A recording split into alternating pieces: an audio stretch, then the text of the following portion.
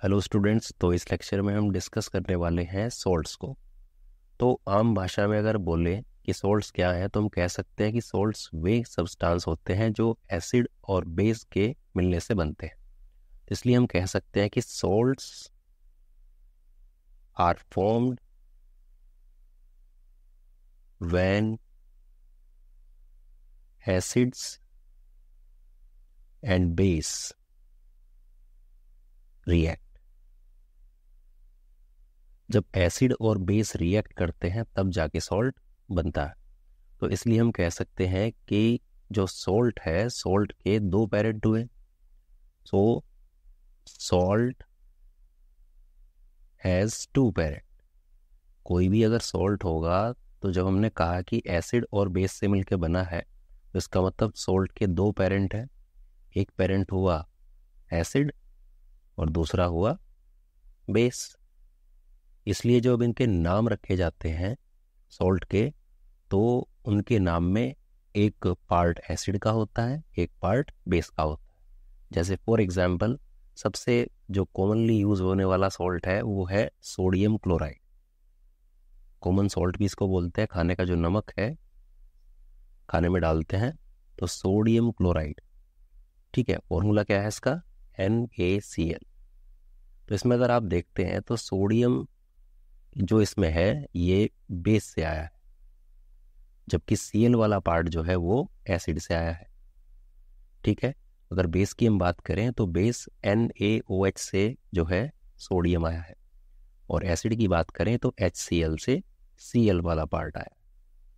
तो हम कह सकते हैं कि सॉल्ट के दो पेरेंट हैं, एसिड और बेस, और इन्हीं पेरेंट के नाम पर जो है पूरे सॉल्ट का नाम पड़ता है। जैसे सोडियम क्लोराइड में जो बेस है NaOH से Na आया, और एसिड जो है HCl से Cl आया।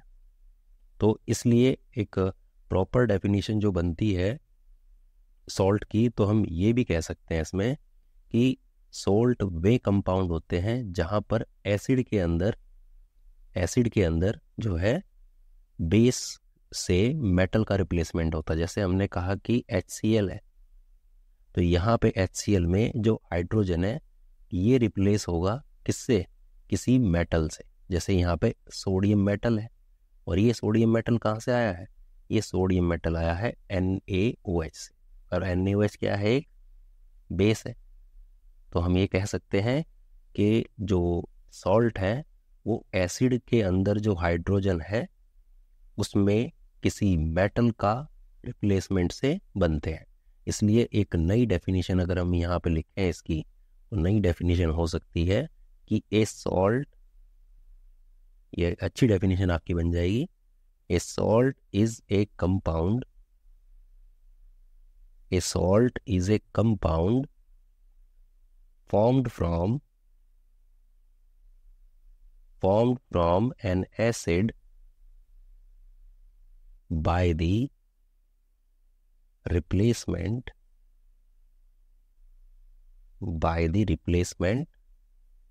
of hydrogen in acid by a metal। तो देखिए वही डेफिनेशन जो ही बताई कि सॉल्ट वे कंपाउंड है जो किससे बनते हैं? एसिड के अंदर जो हाइड्रोजन होता है उसका रिप्लेसमेंट मेटल से हो जाता है। जैसे यहाँ पे हमने अभी बात करी कि HCl क्या है? एसिड है। इस हाइड्रोजन का रिप्लेसमेंट किससे करिए? Na से कीजिए, और Na कहाँ से आया है? NaOH से आया है। तो ये इस Na ने इस H को रिप्लेस कर दिया तो क्या बन गया? NaCl। ऐसे ही अगर हम बात करें जैसे KCl है, ठीक है, तो KCl में क्या हुआ? HCl में कौन आ गया? पोटेशियम आ गया। ठीक है ना। ऐसे ही अगर और की बात करें तो ऊपर देखिए आप, जैसे आपको पता है कार्बोनिक एसिड होता है H2CO3। अब यहाँ पे हाइड्रोजन को रिप्लेस कर दीजिए आप इससे, सोडियम से, तो क्या बन जाएगा? Na2CO3। ठीक है ना। तो क्या हुआ? तो हम कह सकते हैं कि सॉल्ट वे कंपाउंड है जो एसिड में हाइड्रोजन को हटा के मेटल डालने से बनते हैं। ठीक है, इतनी बात आप क्लियर हुई होगी। आगे हम देखते हैं कि जो सॉल्ट है, जैसे हमने कहा कि सॉल्ट में हमने कहा कि जैसे सॉल्ट अगर हाइड्रोक्लोरिक एसिड से बनता है, जैसे मैं लिखता हूँ यहाँ पे salt of hydrochloric acid, hydrochloric acid, hydrochloric acid बोले तो HCl। तो जो सॉल्ट होता है हाइड्रोक्लोरिक एसिड का, उसको हम क्या बोलते हैं? उन सभी सॉल्ट को हम क्लोराइड्स बोल लेंगे कि सॉल्ट कैसा है, वो क्लोराइड सॉल्ट है। ठीक है। ऐसे ही अगर हम बात करें कि सॉल्ट हमारे किसके है, अगर सल्फ्यूरिक एसिड के सॉल्ट हैं, ठीक है, तो उसको क्या बोलेंगे हम? उन सॉल्ट को हम सल्फेट्स बोलते हैं, जैसे copper sulphate, calcium sulphate, magnesium sulphate. ठीक है। ऐसे क्लोराइड में जैसे magnesium chloride, sodium chloride, calcium chloride, ये क्लोराइड कहे जाते हैं। ऐसे ही अगर हम बात करें कि सॉल्ट अगर नाइट्रिक एसिड से बने हैं, नाइट्रिक एसिड, ठीक है, तो उसको क्या बोलेंगे? नाइट्रेट्स कहेंगे। बनते कैसे? अब हमने पीछे एग्जाम्पल लिया था उसका HCl का। अगर मैं यहाँ पे HNO3 ले लें और सेम डेफिनेशन पे काम करे कि हाइड्रोजन की जगह कोई मेटल डाल दे इसमें, जैसे सोडियम भी डालते हैं तो क्या NaNO3, तो ये भी एक सॉल्ट है। अगर हम पोटेशियम डालते तो क्या बन जाएगा? KNO3, ये भी एक सॉल्ट है। ठीक है। तो कहने की बात यह है कि एसिड के अंदर जो हाइड्रोजन हटाना है और आपको मेटल डाल देना, तो वो क्या बन जाएगा? सॉल्ट बन जाएगा। ऐसे ही अगर हम सॉल्ट की बात करें कि salt of carbonic acid, carbonic acid क्या होता है? H2CO3। क्या होता है? H2CO3, ये कार्बोनिक एसिड है। तो इसके सॉल्ट को क्या कहेंगे? कार्बोनेट्स कहेंगे, जैसे सोडियम कार्बोनेट। ठीक है, सोडियम बाइकार्बोनेट, तो ऐसे सॉल्ट को कार्बोनेट्स कहते हैं। और ऐसे ही अगर बात करेंगे salt of acetic acid, acetic acid बोल रहे तो CH3COOH, CH3COOH जो कि एसिटिक एसिड है या इथेनॉइक एसिड बोल सकते हो। तो ऐसे सॉल्ट को क्या कहेंगे? एसीटेट्स कहेंगे। ठीक है। ये तो थे इनके नाम, कैसे हम बोल सकते हैं इनको। आगे हम देखते हैं कि इनके करेक्टर्स देखते हैं, सॉल्ट के करेक्टर्स। तो आपको पता है कि सॉल्ट कोई भी ले लो, जैसे फॉर एग्जांपल हमने NaCl ही ले लिया, तो आपको पता है NaCl जो है, इसमें अगर ये पानी में हम घोलते हैं तो क्या सोडियम आयन और क्लोराइड आयन ऐसे बने हुए हैं। तो कहने की बात यह है कि सॉल्ट में एक पॉजिटिव आयन होता है, एक नेगेटिव। ठीक है। पॉजिटिव आयन को क्या बोलते हैं? कैटायन, और निगेटिव आयन को क्या बोलते हैं? एनायन। तो पॉजिटिव और निगेटिव में क्या होता है आपस में, बीच में इसके क्या होगा? अट्रैक्शन काफ़ी होगा, फोर्स ऑफ अट्रैक्शन ज़्यादा होगा। क्या होगा? फोर्स ऑफ अट्रैक्शन हाई होगा। जब फोर्स ऑफ अट्रैक्शन इनके बीच में हाई होगा, तो इनके जो अट्रैक्शन है, बॉन्ड है, उनको तोड़ने के लिए हाई एनर्जी, ज़्यादा एनर्जी का इस्तेमाल करना पड़ेगा। ठीक है। इसलिए जो सॉल्ट होते हैं, हमने क्या कहा, देखो आयन के थ्रू बने हैं, तो हम बोल सकते हैं कि सॉल्ट्स क्या है? पहली बात तो salts are ionic compound, ionic compounds होते हैं, इसलिए फोर्स ऑफ अट्रैक्शन होता है ज़्यादा। इसलिए हम क्या बोलते हैं, इनका हाई मेल्टिंग और बॉइलिंग पॉइंट होता है, मेल्टिंग एंड बॉइलिंग पॉइंट होता है। मेल्टिंग का मतलब होता है पिघलना, बॉइलिंग का मतलब है उबलना। यानी कि आप इस सॉल्ट को अगर नॉर्मल डिश में लेके आप गर्म करो इसको, तो ये मेल्ट बहुत हाई टेम्परेचर पे होगा जाके। नमक है, नमक को नॉर्मल आप तवे पे रख के गर्म करो तो मेल्ट बहुत हाई टेम्परेचर पे जाके वो पिघलना शुरू करता है, और जब पिघलेगा उसके बाद होता है बॉइलिंग पॉइंट। हम कह सकते हैं कि आयनिक कंपाउंड है।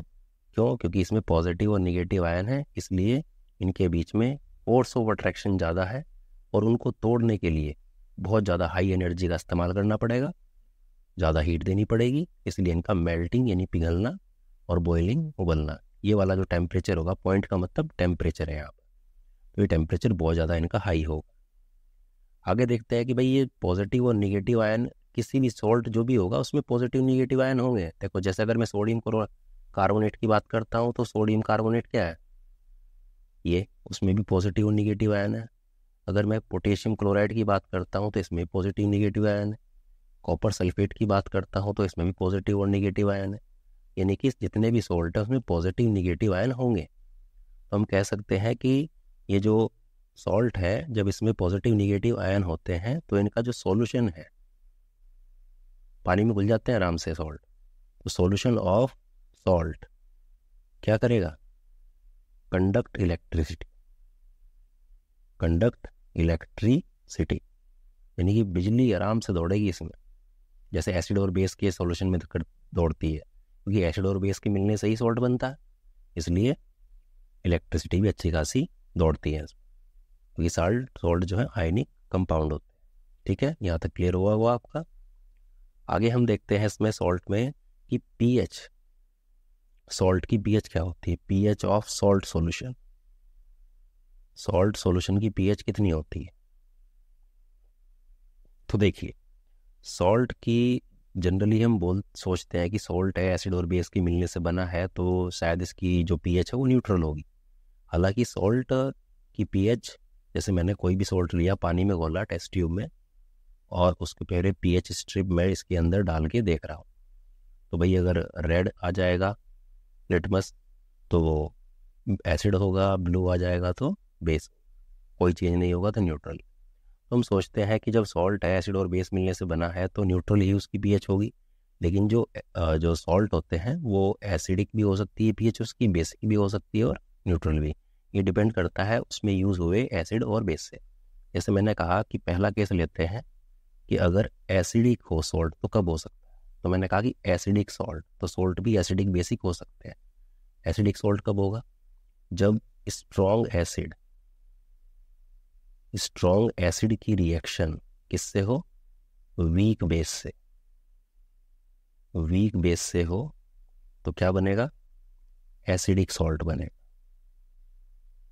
जैसे एसिडिक सॉल्ट बनेगा, जैसे फॉर एग्जांपल स्ट्रॉन्ग एसिड में हमने ले लिया जैसे HCl hydrochloric acid, weak base में हमने ले लिया जैसे NH4OH यानी कि अमोनियम हाइड्रोक्साइड। ये नाम लिख सकते हो आप, अमोनियम हाइड्रोक्साइड नाम है इसका। अब यहाँ से जो बेस बनेगा स्ट्रॉन्ग, वो कौन सा बन सकेगा? ये एसिडिक बनेगा NH4Cl। तो ये NH4Cl क्या है? Ammonium chloride. तो ये कैसा सॉल्ट है?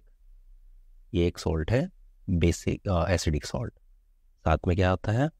वाटर, ये निकल जाएगा। तो ये हमारा एसिडिक सॉल्ट आ गया।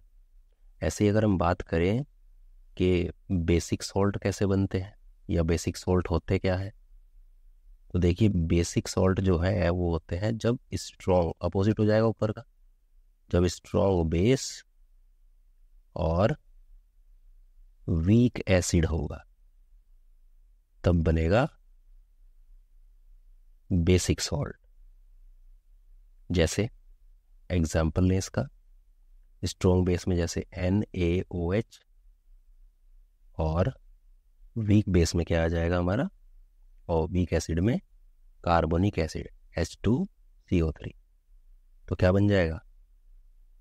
Na2CO3। ठीक है जी, और आपके वाटर बाहर आ जाएगा। तो ये जो बना सोडियम कार्बोनेट, तो ये क्या है हमारा? ये बेसिक सॉल्ट। ऐसे ही अगर हम तीसरे की बात करें तो हमारा सॉल्ट तीसरा जो टाइप है वो न्यूट्रल भी हो सकता है। तो न्यूट्रल सॉल्ट कैसे बनते हैं? न्यूट्रल सॉल्ट बनते हैं जब स्ट्रॉन्ग तो एसिड हो और स्ट्रॉन्ग ही बेस भी हो, दोनों स्ट्रॉन्ग हो, तो क्या बनने वाला जो सॉल्ट होगा वो न्यूट्रल होगा, ना ही वो एसिडिक होगा ना ही बेस। क्यों? क्योंकि एसिड स्ट्रॉन्ग और एसिड बेस आपस में एक दूसरे को कैंसल यानी न्यूट्रल बना देते हैं। जैसे फॉर एग्जांपल हमने स्ट्रॉन्ग एसिड में HCl ले लिया, स्ट्रॉन्ग बेस में NaOH यानी सोडियम हाइड्रोक्साइड ले लिया, और बनेगा क्या? NaCl। ये क्या है? सोडियम क्लोराइड, कॉमन सॉल्ट बोलते हैं, प्लस वाटर। तो ये जो सॉल्ट बना है ये है न्यूट्रल सॉल्ट। ठीक है, और ये जो NaCl है, कॉमन सॉल्ट जो है ये सोडियम क्लोराइड, ये कॉमन सॉल्ट से ही ये आपके सिलेबस में है। तो अगले आने वाली वीडियो में हम बात करेंगे कॉमन सॉल्ट यानी NaCl से जी अलग अलग टाइप के जो केमिकल्स है वो बनते हैं, वो कौन कौन से। तो NaCl का ही इस्तेमाल करके हमें जो है अलग अलग टाइप के, पहले NaCl के बारे में पढ़ना है और NaCl से फिर अलग अलग केमिकल जो बनते हैं वो हमें बात करनी है उसकी। तो ये था सॉल्ट के बारे में पूरा जो टॉपिक था, पूरा इंट्रोडक्शन, और साथ में इसके टाइप वगैरह। तो न्यूट्रल सॉल्ट क्या है, एसिडिक बेसिक सॉल्ट क्या है, पीएच कैसे का पता लगा सकते हैं, ये है आप। और कभी अगर आपके सामने ही सॉल्ट लिखा हुआ है, जैसे आपके सामने NH4Cl लिखा हुआ है, तो आपको आइडिया लगाना कि यार ये जो है क्या नाम, स्ट्रॉन्ग मतलब एसिडिक सॉल्ट होगा या बेसिक होगा या न्यूट्रल। तो उससे आप क्या कर सकते हो, नॉर्मल जो इसमें आप इसको तोड़ के देख सकते हो। आपको पता है जो Cl है, Cl कहाँ से आता है? Cl आपका भाई एसिडिक पार्ट जो होगा, तो एसिड आप लगा के देखो तो एसिड कब हो जाएगा, देखो Cl अलग है, NH4 अलग है। तो आपको पता है कि एसिडिक प्रॉपर्टी होती है हाइड्रोजन की वजह से। तो आप इसमें हाइड्रोजन लगा के देखो, आपको पता लग जाएगा कि ये स्ट्रॉन्ग HCl क्या है, स्ट्रॉन्ग है। ऐसे ही अगर हम बात करें कि जो हमारा Na2CO3 था, तो आपको पता है कि Na अलग पार्ट है, CO3 अलग पार्ट है। यहाँ पे आप क्या लगा के देखो, H लगा के देखो इसके सामने, तो आपके सामने क्या आएगा, H2CO3। तो ये आपको पता है ये वीक एसिड है। तो आप इसको तोड़ तोड़ के देख सकते हो और आप पता लगा सकते हो कि ये वीक सॉल्ट है, और मतलब एसिडिक सॉल्ट है या बेसिक सॉल्ट। इस तरीके से पता लगा सकते हो। फिर भी कोई दिक्कत हो, प्रॉब्लम हो, तो आप जो है वीडियो में सेक्शन में कमेंट करें, मैं उसका जवाब जरूर दूंगा। और वीडियो अच्छी लगे तो शेयर करें, लाइक करें। Thank you.